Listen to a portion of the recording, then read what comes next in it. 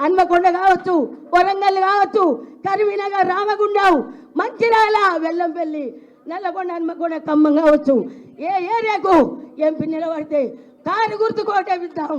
కష్టపడదాం, కష్టపడదాం, చెయ్యికెయ్యకండి, ప్రజల కష్టపడదాం, చెవిట పడదాం, వెనుకకు తగ్గేదలే. మనం ఎంపీగా గెలిపించి కేటీఆర్కు గిఫ్ట్గా ఇద్దాం. ఎంపీగా గెలిపిద్దాం. ప్రతి ఒక్కరి కష్టపడదాం. నాది నీది అనుకోవద్దు, మనకు పగలొద్దు, కష్టపడదాం.